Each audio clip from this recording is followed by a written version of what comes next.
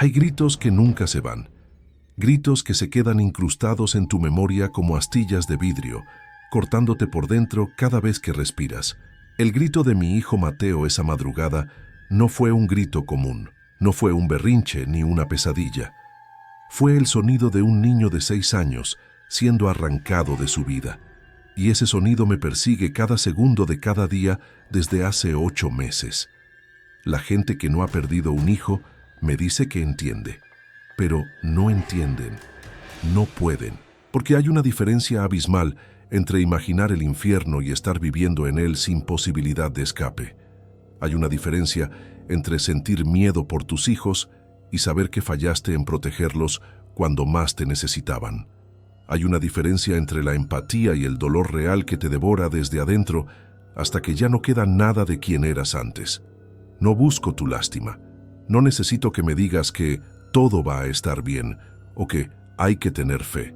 Esas frases son para gente que todavía tiene esperanza. Yo tengo algo diferente. Tengo culpa, tengo rabia, tengo un vacío tan grande en el pecho que a veces me sorprende que mi corazón siga latiendo. Y tengo los gritos de Mateo llamándome «Papá, papá», mientras lo alejaban de mí. Esta no es una historia con final feliz. No es una de esas historias inspiradoras donde todo se resuelve y la familia se reúne emocionada. Esta es la historia de cómo un matrimonio se destruye, de cómo una familia se desmorona, de cómo una persona se convierte en un fantasma viviente que solo existe para buscar a alguien que quizás nunca volverá a encontrar. Mi nombre es Ricardo Morales. Tengo 34 años. Era ingeniero civil. Tenía una esposa que me amaba. Tenía 2 hijos hermosos. Tenía una vida normal y aburrida que daría cualquier cosa por recuperar. Pero esa vida murió la madrugada del 12 de mayo de 2024. Y esta es la historia de esa muerte. Todo comenzó como cualquier otra noche en nuestra casa de Guadalajara, Jalisco. Laura, mi esposa, había preparado espagueti para la cena. Mateo, nuestro hijo de 6 años, había peleado con su hermana menor Valeria por el control remoto de la tele. Cosas normales, cosas que nunca pensé que extrañaría tanto que me dolería físicamente recordarlas. Acosté a Mateo a las 9 de la noche. Leímos su cuento favorito, Donde viven los monstruos. Me pidió que dejara la luz del pasillo encendida porque le daba miedo la oscuridad. Le dije que los monstruos no existían, que él estaba seguro, que papá siempre lo iba a proteger. Mentí sin saberlo. Los monstruos sí existen, y yo no pude protegerlo. Antes de seguir, necesito hacerte una pregunta, y quiero que me respondas honestamente en los comentarios. ¿Dónde estás viendo este video ahora mismo? ¿Estás en tu casa donde te sientes seguro? ¿Tus hijos están durmiendo en sus cuartos? Porque necesito que entiendas algo fundamental. La seguridad es una ilusión. Tu casa no es un refugio inexpugnable. Tus puertas cerradas no son garantía de nada. El peligro puede entrar a tu vida en cualquier momento y destrozar todo lo que amas en cuestión de minutos. A las 2:47 a.m. escuché ruidos en la planta baja. Pensé que era el gato, o tal vez Valeria levantándose por agua. Me di vuelta en la cama y seguí durmiendo. Esa decisión, esos 30 segundos de indecisión, esos momentos donde elegí la comodidad sobre la precaución, me perseguirán por el resto de mi vida.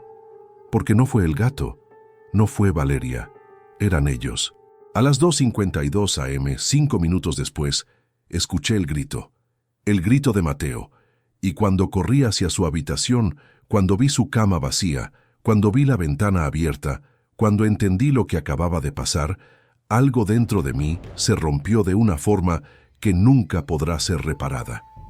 Esta es nuestra historia, la historia de una familia que murió esa noche, aunque algunos de nosotros sigamos respirando. Los primeros segundos después de darme cuenta fueron de pura confusión. Mi cerebro no procesaba lo que mis ojos veían. La cama de Mateo estaba vacía. Las sábanas de Bob Esponja que tanto le gustaban estaban revueltas, como si se hubiera levantado con prisa. La ventana que yo mismo había cerrado antes de acostarlo estaba abierta de par en par. La cortina azul ondeaba con el viento de la madrugada, y Mateo no estaba. ¿Mateo?, llamé con voz tranquila, todavía aferrado a la posibilidad de que hubiera alguna explicación lógica. Tal vez estaba en el baño. Tal vez había ido al cuarto de Valeria porque tuvo una pesadilla. Tal vez estaba jugando a las escondidas, aunque fueran casi las 3 de la mañana. Mi cerebro fabricaba excusas desesperadas porque la alternativa era demasiado horrible para aceptarla. «Hijo, ¿dónde estás?» Corrí al baño. Vacío. Corrí al cuarto de Valeria. Ella dormía profundamente abrazada a su peluche. Corrí escaleras abajo gritando su nombre cada vez más fuerte, cada vez más desesperado. «Mateo, Mateo». Laura se despertó sobresaltada y salió de nuestra habitación con los ojos llenos de pánico. «¿Qué pasa? ¿Por qué gritas?» Me miró y supo. Una madre siempre sabe. Su rostro se descompuso instantáneamente. «No está», le dije con voz quebrada. «Mateo no está. Su ventana está abierta, no está en la casa». Laura corrió hacia el cuarto de nuestro hijo como si sus piernas fueran más rápidas que la realidad, como si al llegar ahí pudiera encontrarlo durmiendo, tranquilamente, y todo esto fuera solo un malentendido. La escuché gritar su nombre, la escuché sollozar, la escuché hacer ese sonido que solo hace una madre cuando entiende que su hijo está en peligro y ella no puede hacer nada. Marqué al 911 con manos temblorosas. «Mi hijo. Alguien se llevó a mi hijo. Tiene 6 años. Entró alguien a mi casa». Las palabras salían atropelladas, sin sentido, mezcladas con sollozos que no podía controlar. La operadora me pedía calma con esa voz entrenada para emergencias que me desesperaba aún más. «Señor, necesito que respire. Necesito que me dé su dirección exacta. Vamos a mandar patrullas inmediatamente». Mientras daba la información, Laura había salido a la calle descalza en pijama, gritando el nombre de Mateo con una desesperación animal que nunca olvidaré. Los vecinos empezaron a encender luces. Algunos salieron a ver qué pasaba. La señora Mendoza, nuestra vecina de al lado, se acercó corriendo. «¿Qué sucede? ¿Están bien?» Laura se derrumbó en sus brazos. «Se llevaron a Mateo. Alguien entró y se llevó a mi bebé». La policía llegó 11 minutos después. 11 minutos que se sintieron como 11 horas. 2 patrullas con sirenas que despertaron a todo el vecindario. 4 oficiales que entraron a nuestra casa y empezaron a hacer preguntas mientras yo solo podía pensar en una cosa. Cada segundo que pasaba era un segundo más que Mateo estaba lejos de nosotros, asustado, solo, gritando por su papá que no llegaba a salvarlo. ¿Escucharon algo? ¿Vieron algo? ¿Tienen cámaras de seguridad? No teníamos cámaras. Nunca pensamos que las necesitaríamos. Vivíamos en un vecindario tranquilo de clase media. Conocíamos a nuestros vecinos. Nuestros hijos jugaban en la calle. ¿Quién iba a pensar que necesitábamos cámaras? Los oficiales revisaron la ventana del cuarto de Mateo. Alguien había cortado la malla de protección con precisión. Había marcas de herramientas en el marco. Había huellas de zapatos en el jardín bajo la ventana. «Esto fue planeado», dijo uno de los oficiales con rostro serio. «No es un secuestro impulsivo. Alguien estudió su casa. Sabía exactamente dónde estaba el cuarto del niño. Sabía cómo entrar sin hacer ruido». Sus palabras eran cuchillos directos a mi corazón. ¿Alguien había estado vigilando nuestra casa? ¿Había estado observando a mi hijo? ¿Durante cuánto tiempo? ¿Por qué no me di cuenta? Laura estaba en shock, sentada en la sala con Valeria en brazos, ambas llorando, mientras oficiales de la unidad de personas desaparecidas empezaban a llegar y a llenar nuestra casa con preguntas, formularios, procedimientos. Me pedían fotos recientes de Mateo, descripción de lo que llevaba puesto.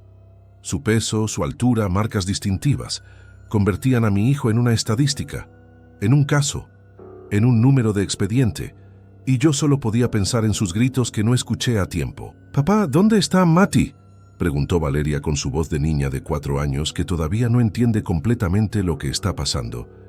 «¿Por qué hay policías en la casa? ¿Mati hizo algo malo?». Laura la apretó contra su pecho y lloró más fuerte. ¿Cómo le explicas a una niña de 4 años que su hermano ha sido robado? ¿Cómo le dices que los monstruos que le decías que no existían sí son reales y se llevaron a su hermanito? No encontré las palabras. Solo la abracé a ella y a Laura, mientras el sol empezaba a salir y la realidad de que Mateo llevaba horas desaparecido se clavaba en mi alma como un cuchillo oxidado. Dicen que las primeras 24 horas son cruciales en un caso de secuestro, que las probabilidades de encontrar a la víctima con vida disminuyen exponencialmente con cada hora que pasa. Esas estadísticas se convirtieron en una cuenta regresiva mental que me estaba volviendo loco. Cada minuto que pasaba sin noticias era un minuto menos de esperanza. Era un minuto más de Mateo asustado, llorando, preguntándose por qué su papá no venía a rescatarlo. A las 6:00 a.m., 3 horas después del secuestro, nuestra casa era un caos controlado de investigadores, técnicos forenses y policías. Habían acordonado el cuarto de Mateo como escena del crimen. Tomaban huellas dactilares, fotografiaban todo. Buscaban evidencia que pudiera llevarlos a mi hijo. Yo me sentía inútil, un espectador en mi propia tragedia. Quería salir a buscarlo. Quería revisar cada calle, cada casa, cada rincón de Guadalajara hasta encontrarlo. Pero los investigadores me pedían que esperara, que los dejara hacer su trabajo. El detective a cargo del caso se presentó como Javier Cortés, un hombre de unos 50 años con arrugas profundas y mirada cansada que demostraba que había visto demasiadas de estas situaciones. Se sentó con nosotros en la cocina, lejos del caos de la sala, y nos habló con una franqueza brutal que tal vez necesitábamos escuchar. Señor y señora Morales, necesito que entiendan algo. En estos casos generalmente hay 3 escenarios. El primero es secuestro express, para pedir rescate rápido. Si ese fuera el caso, ya habrían llamado. El segundo es secuestro para tráfico de menores, que es más complejo y requiere redes internacionales. El tercero hizo una pausa dolorosa. Es secuestro por alguien cercano a la familia. Un familiar, un conocido, alguien que tiene acceso o conocimiento de sus rutinas. Necesito que piensen detenidamente. ¿Hay alguien en su círculo que pudiera haber hecho esto? Laura y yo nos miramos con horror. ¿Alguien cercano? ¿Alguien que conocemos? Mi mente empezó a repasar nombres, caras, personas que habían estado en nuestra casa. El hermano de Laura que tiene problemas de drogas. Mi primo que siempre necesita dinero. El vecino del final de la calle que siempre me pareció extraño. El maestro de Mateo. El entrenador de fútbol. ¿Cómo sospechas de todo sin volverte paranoico? ¿Cómo distingues entre precaución legítima y locura? A las 9:00 a.m. mi teléfono sonó. Número desconocido. Mi corazón se detuvo. El detective Cortés me hizo señas de que contestara y puso el altavoz. ¿Hola? Mi voz temblaba. Hubo silencio del otro lado. Luego una voz distorsionada, procesada por algún tipo de software. Ricardo Morales, tenemos a tu hijo. Sentí que el piso desaparecía bajo mis pies. Laura ahogó un grito. Los técnicos empezaron a rastrear la llamada inmediatamente. Por favor, supliqué, por favor no le hagan daño. Es solo un niño. Tiene 6 años. Haré lo que sea. Pagaré lo que sea. Solo no le hagan daño. La voz distorsionada continuó sin emoción. $500,000, efectivo. Instrucciones seguirán. Si involucras más a la policía, el niño muere. Si intentas rastrearnos, el niño muere. Si no sigues las instrucciones exactamente, el niño muere. Tienes 48 horas. La llamada se cortó. $500,000, $500,000. No los tenía. No teníamos ese tipo de dinero. Nuestra casa valía menos que eso. Nuestros ahorros eran tal vez 50,000 pesos. ¿Cómo íbamos a conseguir $500,000 en 48 horas? El detective Cortés tomó el control de la situación inmediatamente. Tranquilo, esto es bueno. Si piden rescate significa que Mateo sigue vivo. Significa que hay una transacción posible. Vamos a trabajar en cómo conseguir ese dinero y cómo coordinar la entrega. Llamé a mi papá. Llamé a mis hermanos. Llamé a todos los familiares que conocía. Necesito dinero. Me secuestraron a Mateo. Necesito $500,000. Algunos lloraron conmigo. Algunos dijeron que ayudarían con lo que pudieran. Mi papá ofreció vender su casa. Mi hermano mayor dijo que podía conseguir un préstamo. Entre todos juntamos tal vez $200,000. no era suficiente, ni cerca. Laura llamó a sus padres en Estados Unidos. Ellos tenían más recursos. Su papá es dueño de una pequeña cadena de ferreterías en Texas. Papá, se llevaron a Mateo. Necesitamos $500,000 o lo van a matar. Hubo silencio del otro lado. Luego la voz rota de mi suegro. Hija, voy a conseguir ese dinero. Voy a vender lo que sea necesario. Voy a hipotecar las tiendas. Voy a sacar todos mis ahorros. Vamos a traer a mi nieto de vuelta. Por primera vez en horas, sentí un destello microscópico de esperanza. Durante todo ese día, mi celular no dejó de sonar. Familiares ofreciendo apoyo, amigos preguntando qué podían hacer. Los medios de comunicación se enteraron y empezaron a llamar pidiendo entrevistas. El detective Cortés nos aconsejó hacer un llamado público. A veces la presión mediática ayuda. A veces los secuestradores se asustan y liberan a la víctima. Vale la pena intentarlo. A las 6:00 p.m. de ese mismo día, estábamos frente a cámaras de televisión.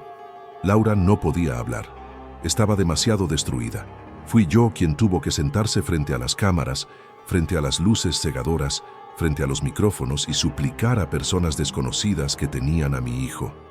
Por favor, dije mirando directamente a la cámara con lágrimas cayendo por mi rostro. Por favor, devuélvanme a mi hijo. Es solo un niño. Está asustado. Los necesita a ustedes para ser compasivos. Si alguien sabe algo, lo que sea, por favor llame a la policía. Si ustedes lo tienen, por favor, se los suplico como padre, devuélvanmelo. Pagaré lo que pidan, haré lo que sea. Solo quiero que mi hijo vuelva a casa. La entrevista duró 5 minutos, pero se sintió como una eternidad de humillación pública de mi dolor más profundo. Pero si existía, aunque fuera una posibilidad microscópica, de que ayudara a traer a Mateo de vuelta, valdría la pena. 48 horas. 2 días para conseguir $500,000. 2 días para salvar la vida de mi hijo. El reloj no paraba, y cada tic-tac resonaba en mi cabeza como un martillo golpeando metal. Mi suegro cumplió su palabra. Hipotecó sus tiendas, vació sus cuentas de retiro, pidió préstamos usando todo lo que tenía como garantía.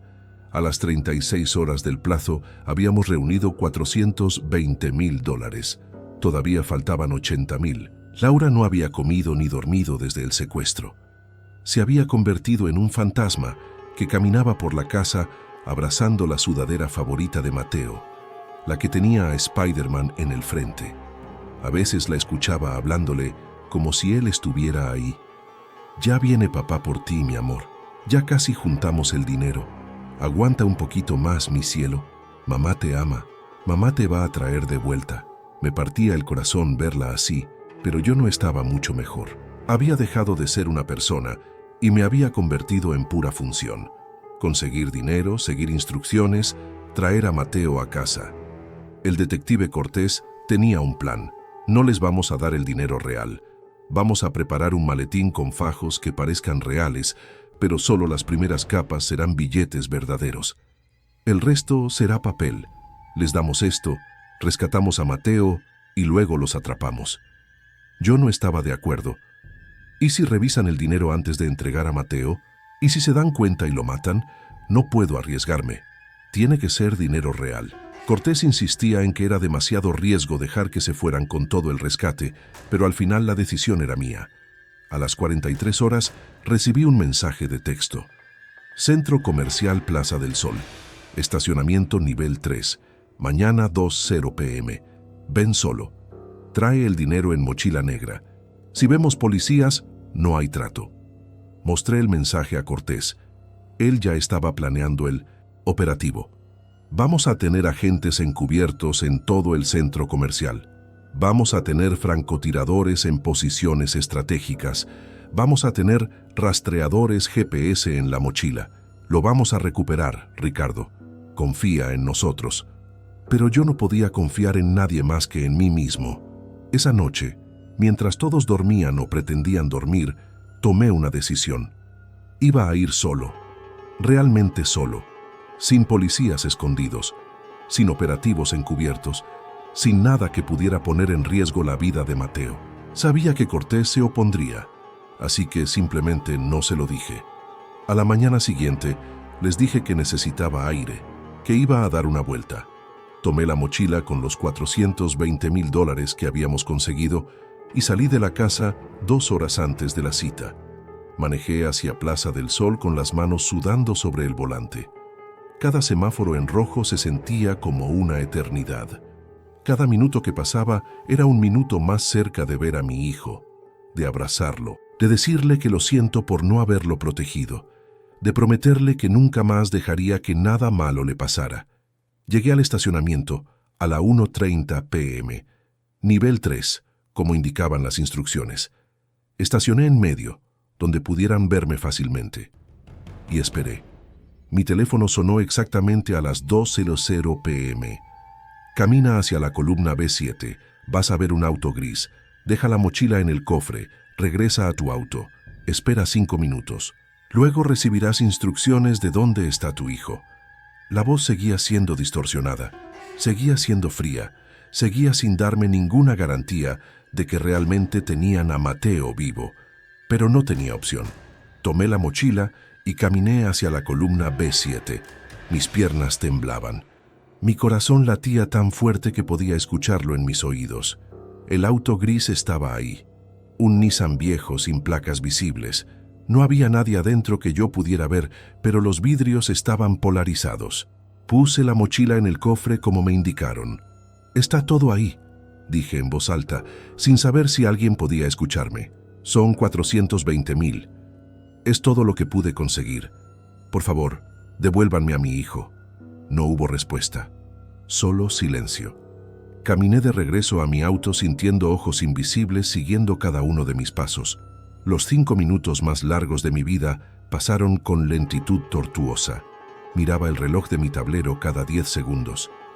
2.01, 2.02, 2.03. A las 2.04 vi movimiento en mi espejo retrovisor.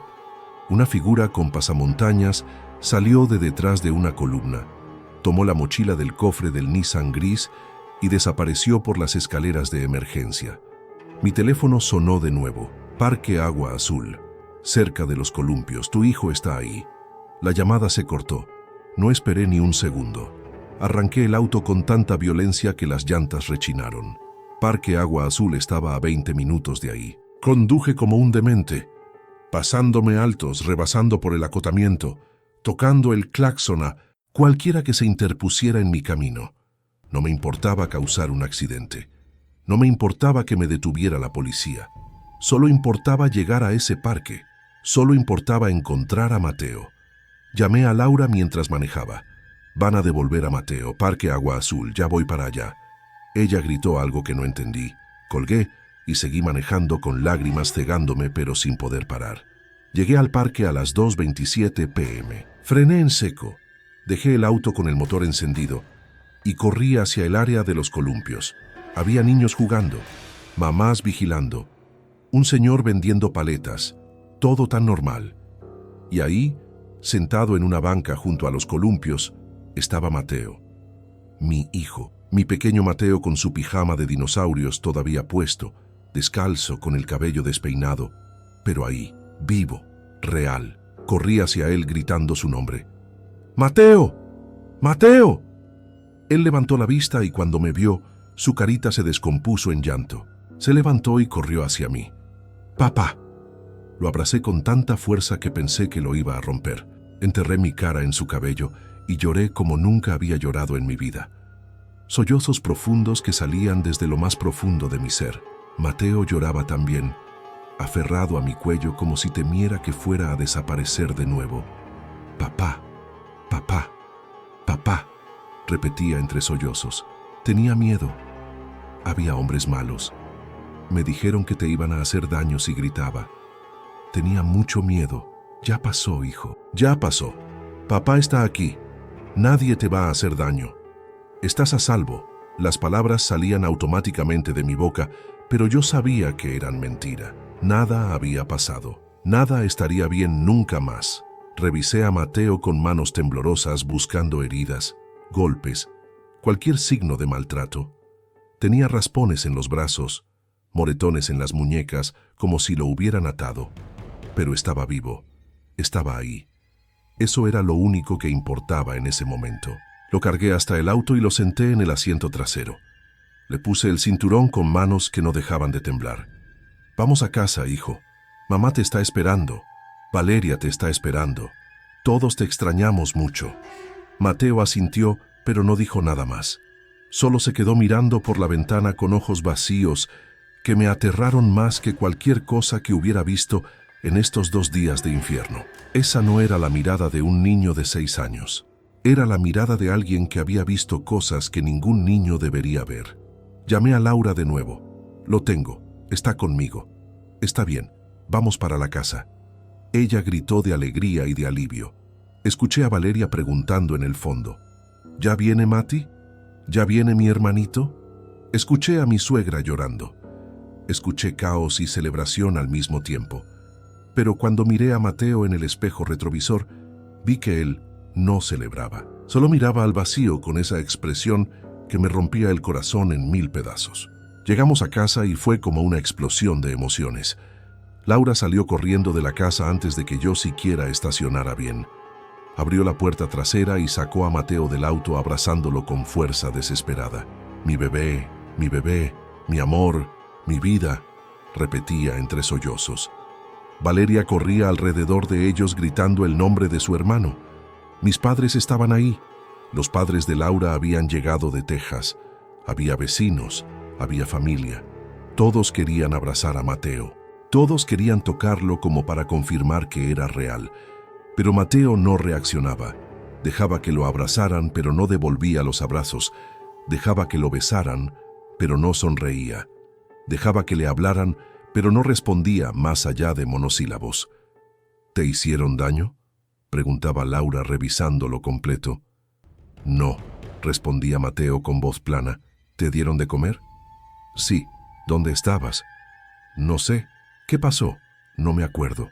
Cada respuesta corta era como una puerta cerrándose, como si Mateo se estuviera escondiendo dentro de sí mismo donde nadie pudiera alcanzarlo. El detective Cortés llegó media hora después con un equipo de psicólogos infantiles y personal especializado. Necesitaban hacerle preguntas a Mateo. Necesitaban que identificara a sus captores si era posible. Necesitaban cualquier información que pudiera ayudarlos a atrapar a los responsables. Pero cuando intentaron hablar con él, Mateo se negó. Se aferró a Laura y escondió su cara en su pecho. No quiero hablar. No quiero recordar. Por favor, no me hagan recordar. La psicóloga, una mujer joven llamada doctora Ramírez, nos habló en privado. Es normal que no quiera hablar inmediatamente después de un trauma. Su cerebro está en modo de autoprotección. Necesita sentirse seguro primero. Necesita procesar lo que vivió a su propio ritmo. Presionarlo ahora podría causar más daño. Cortés no estaba contento. Cada hora que pasa es una hora que esos criminales se alejan más. Necesitamos esa información. Pero yo estaba de acuerdo con la psicóloga. Ya había fallado una vez en proteger a Mateo. No iba a fallarlo de nuevo forzándolo a revivir su trauma antes de que estuviera listo. Esa noche intentamos volver a algún tipo de normalidad. Laura preparó la cena favorita de Mateo, nuggets de pollo con papas fritas. Pusimos su caricatura favorita en la televisión. Le dimos su peluche de Buzz Lightyear. Hicimos todo lo que normalmente lo hacía feliz. Pero Mateo apenas comió, apenas habló, apenas reaccionó.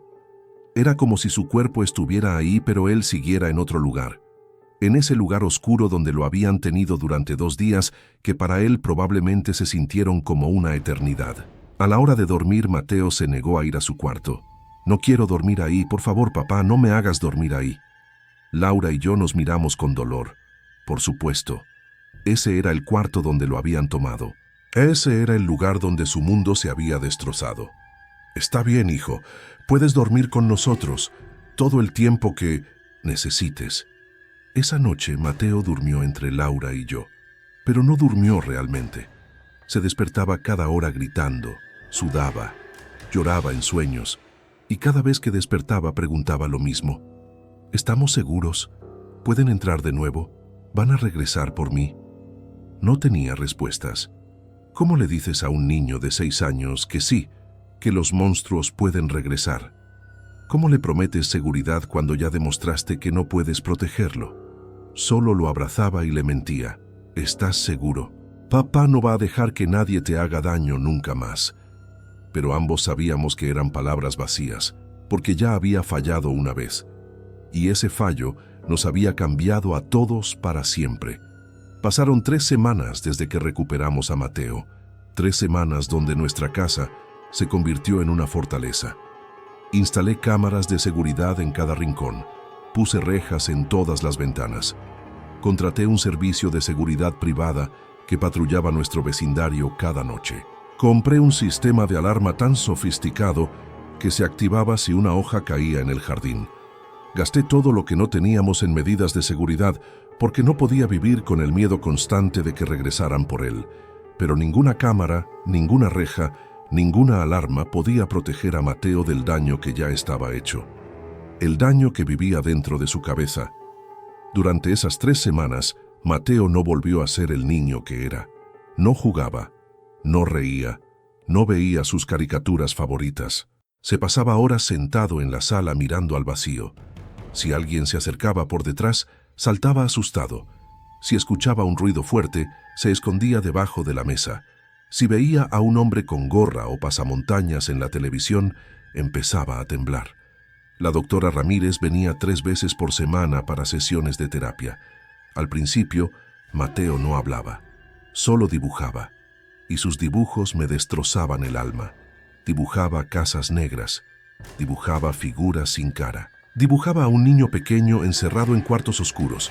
Un día, dibujó algo que me heló la sangre. Él mismo con una X roja sobre la boca y las palabras «no gritar», escritas con letras torcidas de niño. «¿Qué significa esto, hijo?», le pregunté con voz temblorosa. Mateo me miró con esos ojos que ya no parecían de niño y dijo: «Me dijeron que si gritaba, te iban a matar a ti también, papá».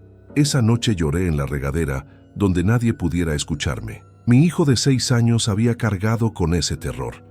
El terror de que por su culpa yo moriría. El terror de que sus gritos nos costarían la vida a ambos. ¿Cuánto miedo tiene que sentir un niño para quedarse callado mientras lo secuestran? ¿Cuánto amor tiene que tener para pensar en proteger a su padre, incluso cuando él mismo está en peligro? Esas preguntas me comían vivo. Laura tampoco estaba bien. Había dejado su trabajo para quedarse con Mateo todo el tiempo. No lo dejaba solo ni un segundo. Lo seguía de cuarto en cuarto. Dormía, abrazada a él cada noche. Se despertaba cada hora para verificar que siguiera ahí. Había desarrollado un tipo de hipervigilancia materna que la estaba consumiendo. Había perdido 10 kilos. Tenía ojeras profundas. Sus manos temblaban constantemente. Nuestro matrimonio se había convertido en una sociedad de supervivencia. Ya no éramos esposos. Éramos 2 personas traumatizadas tratando de mantener a flote a un niño todavía más traumatizado. Valeria sufría de una forma diferente. Nadie le prestaba atención. Todos estábamos tan enfocados en Mateo que nos olvidamos de que ella también tenía 4 años y necesitaba a sus padres. Un día la encontré llorando en su cuarto. «¿Qué pasa, princesa?», le pregunté sentándome junto a ella. «¿Ya no me quieres, papi?». Su pregunta me partió en 2. «Claro que te quiero, mi amor». «¿Por qué dices eso?». «Porque ya solo quieres a Mati. Ya nadie juega conmigo. Ya nadie me lee cuentos. Yo también tengo miedo, pero nadie me pregunta». Tenía razón. Habíamos abandonado a Valeria emocionalmente. En nuestro intento de salvar a Mateo, estábamos perdiendo a nuestra hija también. Esa noche leí 3 cuentos con Valeria. La abracé. Le dije que la amaba. Le prometí que trataría de ser mejor papá. Pero sabía que eran promesas difíciles de cumplir, cuando cada fibra de mi ser estaba enfocada en vigilar que Mateo estuviera seguro, en procesar mi propia culpa, en lidiar con mi propio trauma. No había energía emocional suficiente para todos, y eso nos estaba destruyendo como familia. El detective Cortés seguía llamando.